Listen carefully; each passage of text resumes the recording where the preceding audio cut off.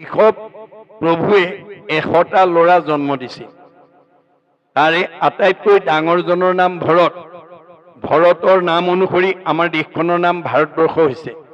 9জন নৱদ্বীপৰ অধিপতি, 9জন সিদ্ধ পুৰুষ, 9 9 18 ভৰতক লৈ 19 জন, বাকী 81 জনেই কৰ্মকাণ্ড কৰি আছে বুলি কৈছে। আমাৰ বৈদিক যুগৰ পৰাই কৰ্মকাণ্ডী মানুহৰ সংখ্যা বেছি। মনত ৰাখিব দেই। তাৰমানে একেখন বেদতে দুটা নিয়ম আছে। একে বেদে কহন্ত সগুণ নিৰ্গুণ, সগুণো কৈছে নিৰ্গুণো কৈছে। আমি এতিয়া কোনটো পথে যাব লাগিব মই অলপ পিছতে আপোনালোকক বুজাই দিম। গতিকে তেওঁ কি কৰিছে, অধুমুখে আছে বসি হুয়া নিশ বদ সেই বেলা তৈতে আহি মিলিল নাৰদ। ভগৱানে পঠাই দিছে, যোৱা মোৰ ভকত বিপদত পৰিছে, আঙুলিয়াই দিয়া ক'ত ভুল হৈছে। তেতিয়া তেওঁ হাতে বিনা যন্ত্ৰ মুখে ৰাম নাম লৈ স্ফূৰ্তি আনন্দত স্ফূৰ্তি মূৰ্তি লৈ আহি পেলাই ব্যাসৰ ওচৰত উপস্থিত হৈছে। ব্যাসে দেখাৰ লগে লগে সচকিত হৈ আসনত বহুৱাই তেওঁক উদ্দেশ্য ব্যাখ্যা সুধিছে। তেতিয়া নাৰদে কৈছে, মই উদ্দেশ্য ব্যাখ্যা কোৱাৰ আগতে তুমি মোক কোৱা, তোমাক ভগৱানে এই যুগৰ বিদগ্ধ পণ্ডিত, বেদজ্ঞ শাস্ত্ৰজ্ঞ টিকালজ্ঞ কৰি ধ্যানত তুমি ভগৱানক সাক্ষাৎ কৰিব পৰা যোগ্য ব্যক্তি কৰি পঠাইছিল। তৎসত্বেও তুমি এনেকৈ মন মাৰি কিয় আছা মোক কোৱা। তেতিয়া ব্যাসে ক'লে, দেৱঋষি মই নিজেই নাজানো মোৰ ক'ত ভুল লাগি গ'ল, তুমি অৱতাৰী পুৰুষ হিচাপে আঙুলিয়াই দিয়া। ইয়াৰ এই বক্তব্যটোত কি সোমাই আছে, দাস্যত্ব ভক্তি। ব্যাস নিজেও এজন অৱতাৰী পুৰুষ, 24 অৱতাৰৰ অন্যতম অৱতাৰ ব্যাস, কিন্তু তেওঁ মান্যতা কাক দিছে, নাৰদক। গতিকে আমি ইয়াৰ পৰা কি শিকিব লাগে, যে মই এইখন গাঁৱত মোতকৈ জনা মানুহ, মোতকৈ জ্ঞানী মানুহ আৰু দ্বিতীয় নাই, এনেকুৱা ভাৱ কেতিয়াও আমি ল'ব নালাগে। মোতকৈ কম বয়সৰ ল'ৰা বা ছোৱালী এজনেও বা এগৰাকী মানুহেও মোতকৈ বেছি কথা জানিব পাৰে। মই নজনা কথা মোতকৈ সৰু এজনেও জানিব পাৰে। গতিকে নজনা কথাটো সৰু এজনৰ পৰা বা কম শিক্ষিত এজনৰ পৰা শিকিবৰ কাৰণে আমি লজ্জাবোধ কৰিব নালাগে। আমাৰ লাজ মানে মায়া, মায়া মানে অজ্ঞান, অজ্ঞান মানে আন্ধাৰ, আন্ধাৰ মানে দুখ দুৰ্গতি। আমি যদি নজনা কথাটো জনাজনৰ পৰা শিকি ল'বলৈ যদি লজ্জাবোধ কৰোঁ, তেতিয়া মোৰ জীৱটো দুখ দুৰ্গতি ফাললৈ গতি কৰিব। সেইকাৰণে আমি ব্যাসৰ দৰে হ'ব লাগিব, যে নজনা কথাটো আনৰ পৰা জনাৰ কাৰণে আমি সদায় আগ্ৰহী হ'ব লাগিব। তেতিয়া ব্যাসে ক'লে যে মই নিজেই নাজানো মোৰ ক'ত ভুল লাগি গ'ল, তুমি অৱতাৰী পুৰুষ আৰু বিদগ্ধ পণ্ডিত হিচাপে মোক আঙুলিয়াই দিয়া। এই দাস্যত্ব ভাৱ শুনি নাৰদে কি বুলি ক'লে, নাৰদ বদতি শুনা মহামুনি ব্যাস, তুমি সে কৰিলা সবে জগতকে নাশ। তোমাক ভগৱানে বিদগ্ধ পণ্ডিত কৰিছিল, জ্ঞানী কৰিছিল আৰু শাস্ত্ৰজ্ঞ। তুমি 4 বেদ 14 শাস্ত্ৰ 18 পুৰাণ ৰচনা কৰি বিভাগী ধৰ্মজ্ঞান দিলা, কিন্তু তৎসত্বেও তুমি বেদৰ তত্ত্বই বুজি নাপালা। তুমি বেদৰ তত্ত্বই বুজি নাপালা। আকস্মিকে লোককো শিকাইলা হিংসা ধৰ্ম, নুবুজিলা তুমিও বেদৰ তত্ত্ব মৰ্ম। গৰিহিত কৰ্মকো কহিলা ধৰ্ম বুলি, তোমাৰ বচনে লোক নাহিল সমূলি। তুমি বেয়া কামো ভাল বুলি কৈ দিলা, আৰু এই যুগৰ বিদগ্ধ পণ্ডিত কাৰণে সকলোৱে তোমাক মানি ল'লে। গতিকে সিজিল তোমাৰ ঋষি পৰম অন্যায়, নাহি সুস্থ চিত্ত তব সেই অভিপ্ৰায়। গতিকে ব্যাস বিদগ্ধ পণ্ডিত হৈ সমাজক ভুল পথে পঠিওৱাৰ কাৰণে তেওঁ যদি পাপ হ'ল, দুখ দুৰ্গতি ভুগিব লগা হ'ল। আমাৰ এই খঙীয়া ঔগুৰি ঘাটত কাৰোবাক ভগৱানে বিদগ্ধ পণ্ডিত, কাৰোবাক শাস্ত্ৰজ্ঞ, কাৰোবাক জ্ঞানী, কাৰোবাক বুদ্ধিমন্ত কৰি পঠাইছে।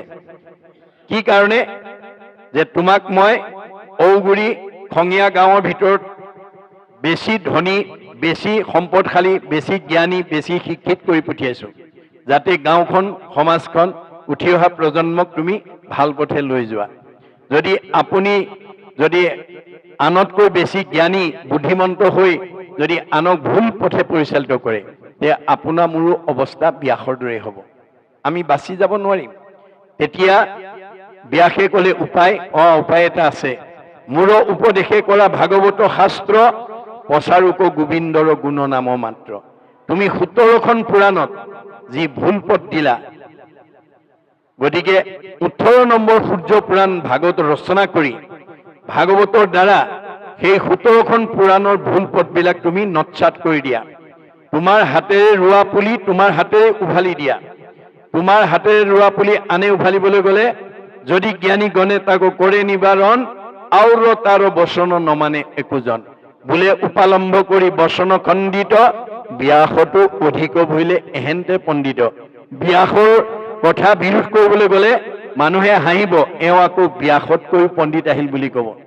গতিকে তুমি এতিয়া ভাগৱত ৰচনা কৰি এই সূৰ্য পুৰাণৰ দ্বাৰা 17খন পুৰাণ নৎসাত কৰি দিয়া, নহ'লে আৰু তোমাৰ বিকল্প নাই।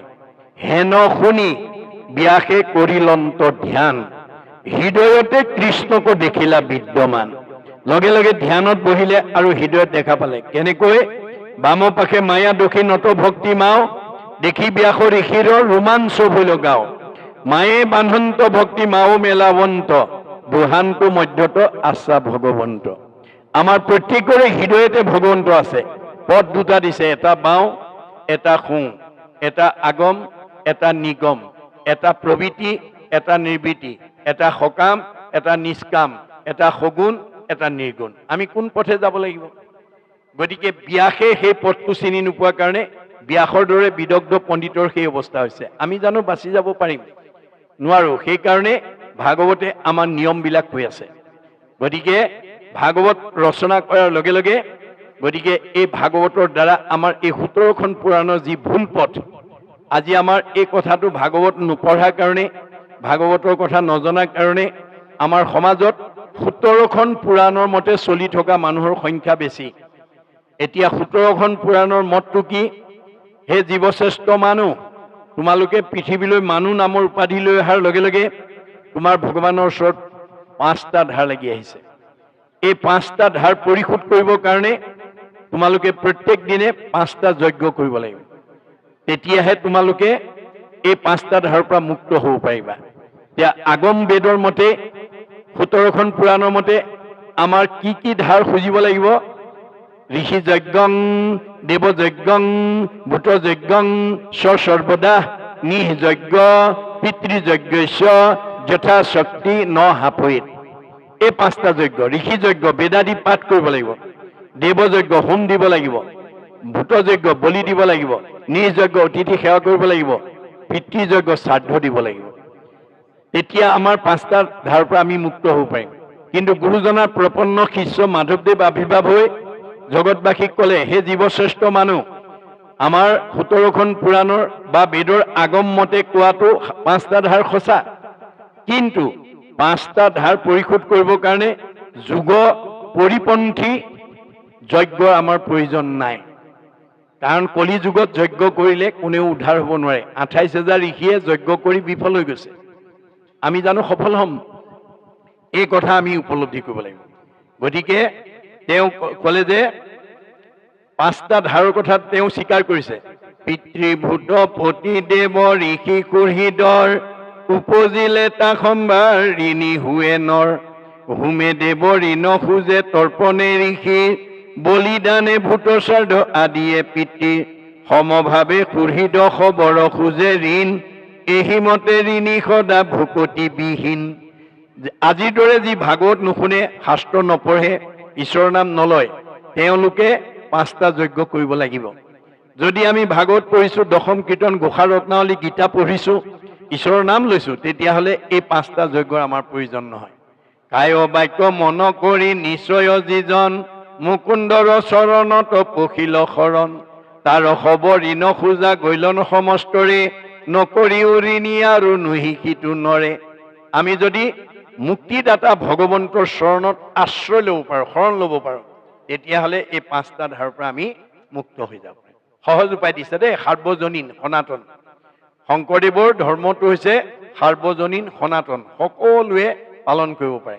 অন্য ধৰ্মবিলাক আনে নোৱাৰে, সেইবিলাকত নিয়ম বান্ধি থোৱা আছে। বৰ্ণাশ্ৰমৰ ধৰ্ম যত যাৰ যেন বিধি আছে, তাৰে সে কেৱল অধিকাৰ। হৰি নামক কীৰ্তনত নাহিকে নিয়ম একো, এতেকে সে ধৰ্ম মাজে সাৰ। গতিকে আন ধৰ্মবিলাকত স্থান, কাল, পাত্ৰ, নিমিত্ৰ, দ্ৰব্য, মন্ত্ৰ এইবিলাক শুদ্ধ হ'ব লাগিব। আজিৰ তাৰিখত কোনোবাই পূজা যজ্ঞ কৰিব পাৰিব, কিন্তু স্থানটো শুদ্ধ হ'ব লাগিব, পাত্ৰ শুদ্ধ হ'ব লাগিব, দ্ৰব্য শুদ্ধ হ'ব লাগিব, মন্ত্ৰ শুদ্ধ হ'ব লাগিব আৰু সময়মতে কৰিব পাৰিব লাগিব। আপুনি মইনো কোন? মানে বৈদিক যুগত ঋষিমুনিসকলেও দেৱভাষা সংস্কৃত শুদ্ধকৈ মানে উচ্চাৰণ কৰিব নোৱাৰাৰ কাৰণে আমাৰ বিপদত পৰিছে। আমাৰ ষষ্ঠ স্কন্ধ ভাগৱতত তস্তা ঋষিৰ যজ্ঞৰ সম্পৰ্কে দেখুৱাইছে। আপোনালোকে জানে যে ইন্দ্ৰৰ অভিমানত অসন্তুষ্ট হৈ এদিন স্বৰ্গৰ দেৱতাসকলৰ মানে স্বৰ্গৰ পৰা বৃহস্পতি গুৰু গুচি গৈছিল। গুচি যোৱাৰ লগে লগে স্বৰ্গৰ দেৱতাসকলৰ মাজত অথন্তৰ হৈছিল।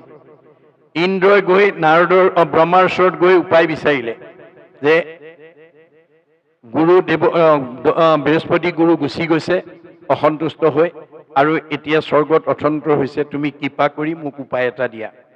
তেতিয়া ব্ৰহ্মাই ক'লে, তেওঁ পুনৰ সন্তুষ্ট হৈ ঘূৰি নহা পৰ্যন্ত তুমি তস্তা ঋষিৰ পুত্ৰ বিশ্বৰূপক নি মন্ত্ৰী পাতি ৰাজ্য চলাই থাকা। ব্ৰহ্মাৰ পৰামৰ্শ মতে ইন্দ্ৰই তস্তা ঋষিৰ পুতেক বিশ্বৰূপক আনি গুৰু মানি ৰাজ্য চলাই আছে। কিন্তু বিশ্বৰূপৰ এটা চাৰিত্ৰিক বৈশিষ্ট্য আছিল, মাক অসুৰ, বাপেক ঋষি।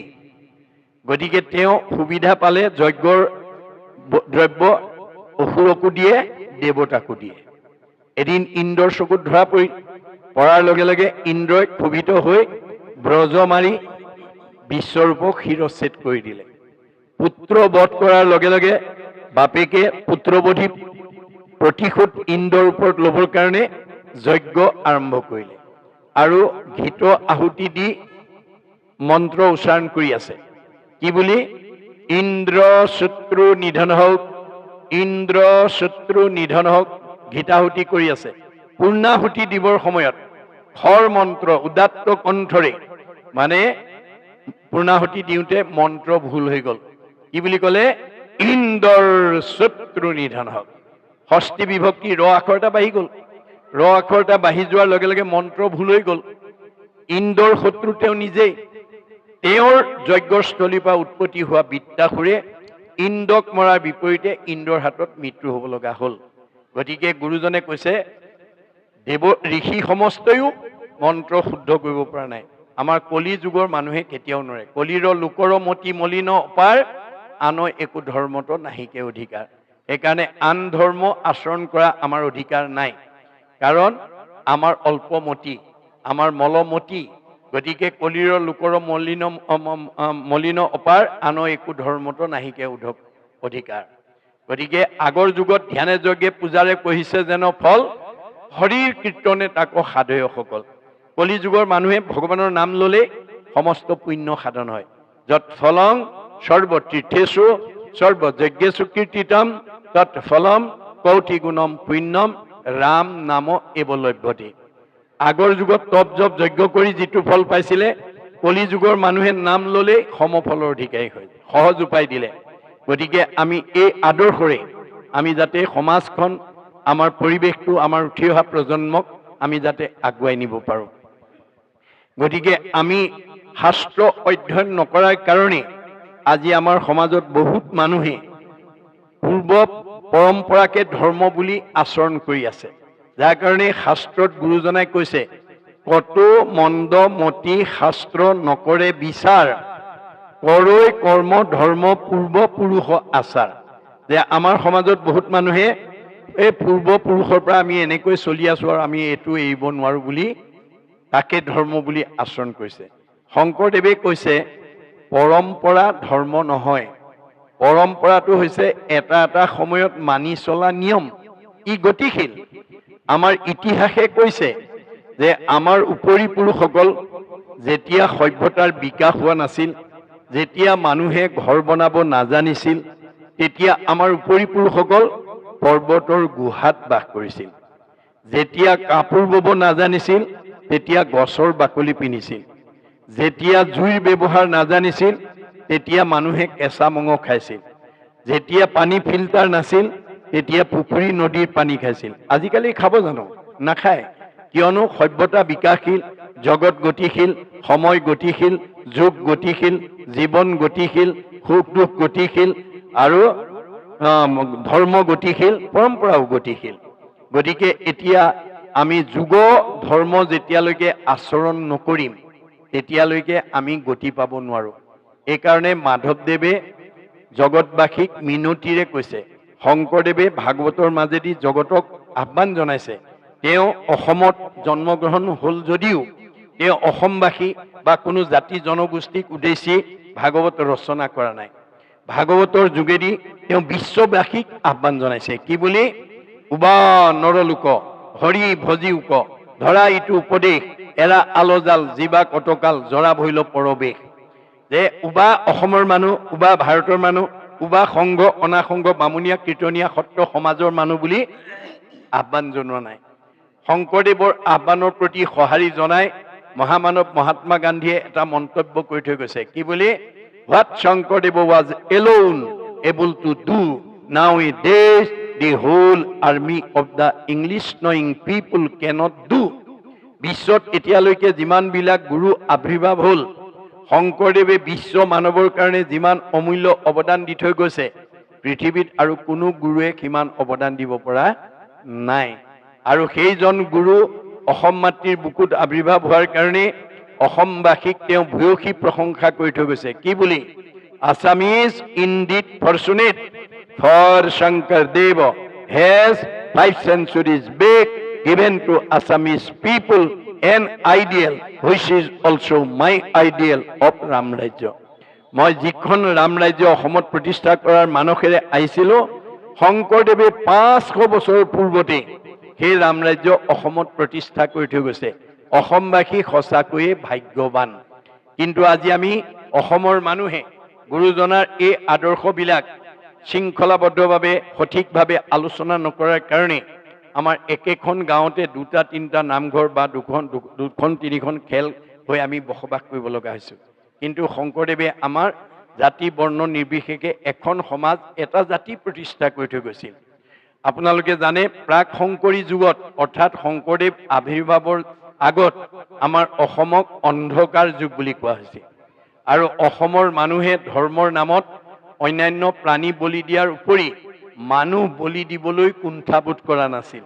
তেনে এটা সন্ধিক্ষণত শংকৰদেৱ আবিৰ্ভাৱ হৈ অসমৰ চাৰিওফালে ঘূৰি চাই দেখিলে অসমত বিভিন্ন জাতি জনগোষ্ঠীৰ মানুহৰ বাসস্থান।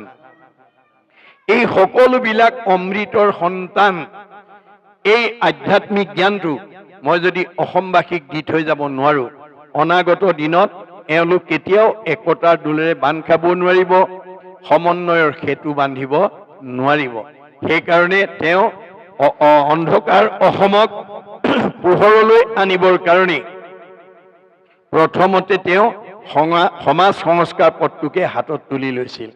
কেনেকৈ লৈছিল? 2য় স্কন্ধ ভাগৱতত উল্লেখ আছে। কিৰাত কছাৰী খাচী গাৰু মিৰি, যবন কংক গোৱাল, ধুবাজে তোৰক অসম মোলোক, কুবাচ মেল চাণ্ডাল, আনুসব পাপী কৃষ্ণ সেৱকৰ, সংগত পবিত্ৰ হয়, হৰিত একান্তে ভকতি কৰিয়া, বৈকুণ্ঠে সুখে চলয়। আজি আপোনালোকৰ এই খঙীয়া ঔগুৰি ঘাটৰ ৰাইজে 3দিনীয়াকৈ অনুষ্ঠিত কৰা এই ভাগৱত পাঠ ব্যাখ্যা অনুষ্ঠানলৈকে এই অঞ্চলৰ সকলো জাতি জনগোষ্ঠীৰ মানুহ, সকলো সম্প্ৰদায়ৰ মানুহ, সকলো ধৰ্মৰ মানুহে আহি ইয়াত ভাগৱত শুনি বৈকুণ্ঠৰ পথ প্ৰশস্ত কৰিব পাৰে, তাত কোনো বাধা নাই। সেইকাৰণে শংকৰদেৱে সকলো জাতি জনগোষ্ঠীৰ পৰা ভকতক সংস্কাৰ কৰি আনি এখন জাতি বৰ্ণ বৈষম্য সমাজ প্ৰতিষ্ঠা কৰি চিনাকি কৰি থৈ গৈছিল আৰু কৈছিল, হেৰা ভকতসকল, এয়া মই তোমালোকৰ মাজলৈ আজি গাৰুৰ ভকত আনিছোঁ দেই। কেনেকৈ সংস্কাৰ কৰি আনিছিল? ভগৱন্তৰ 1000টা নামৰ পৰা এটা এটা নাম দি সংস্কাৰ কৰি লৈ আহিছিল আৰু সমাজক চিনাকি কৰি দিছিল। এয়া মই গাৰুৰ ভকত তোমালোকৰ মাজলৈকে আনিছোঁ, এওঁক আজিৰ পৰা তোমালোকে গাৰু বুলি ঘৃণা নকৰিবা, এওঁ ঈশ্বৰৰ অমৃতৰ সন্তান, এওঁক তোমালোকে আজিৰ পৰা গোবিন্দ আতৈ বুলিবা। এয়া মই নগাৰ ভকত আনিছোঁ, এওঁক আজিৰ পৰা তোমালোকে নৰোত্তম আতৈ বুলিবা। এয়া মই যবনৰ ভকত আনিছোঁ, এওঁক আজিৰ পৰা তোমালোকে জয় হৰি আতৈ বুলিবা। এয়া মই কাৰ্বিৰ ভকত আনিছোঁ, এওঁক আজিৰ পৰা তোমালোকে ভোলাই আঁতৰি বুলিবা। এয়া মই জয়ন্তীয়াৰ ভকত আনিছোঁ, এওঁক আজিৰ পৰা তোমালোকে মাধৱ আঁতৰি বুলিবা। এয়া মই হীৰাৰ ভকত আনিছোঁ, এওঁক আজিৰ পৰা তোমালোকে মথুৰা দাস আঁতৰি বুলিবা। এয়া মই আহোমৰ ভকত আনিছোঁ, এওঁক আজিৰ পৰা তোমালোকে নৰহৰি আঁতৰি বুলিবা। এয়া মই কছাৰীৰ ভকত আনিছোঁ, এওঁক আজিৰ পৰা তোমালোকে বলাই ৰমাই বুলিবা। এয়া মই মিচিঙৰ ভকত আনিছোঁ, এওঁক আজিৰ পৰা তোমালোকে পৰমানন্দ আঁতৰি বুলিবা। এয়া মই দেউৰীৰ ভকত আনিছোঁ, এওঁক আজিৰ পৰা তোমালোকে বৈকুণ্ঠ আঁতৰি বুলিবা। এয়া মই কৈৱৰ্তৰ ভকত আনিছোঁ, এওঁক আজিৰ পৰা পূৰ্ণানন্দ আঁতৰি বুলিবা। এয়া মই বনিয়াৰ ভকত আনিছোঁ, এওঁক আজিৰ পৰা তোমালোকে হৰিদাস আঁতৰি বুলিবা। এয়া মই কোচৰ ভকত আনিছোঁ, এওঁক আজিৰ পৰা তোমালোকে মুৰাৰী আঁতৰি বুলিবা। এয়া মই কলিতাৰ ভকত আনিছোঁ, এওঁক আজিৰ পৰা তোমালোকে গোপাল আঁতৰি বুলিবা। এয়া মই ভুটিয়াৰ ভকত আনিছোঁ, এওঁক আজিৰ পৰা তোমালোকে দামোদৰ আঁতৰি বুলিবা। এয়া মই নাপিতৰ ভকত আনিছোঁ, এওঁক আজিৰ পৰা নাৰায়ণ ঠাকুৰ এটা বুলিবা। এয়া মই তিৱাৰ ভকত আনিছোঁ,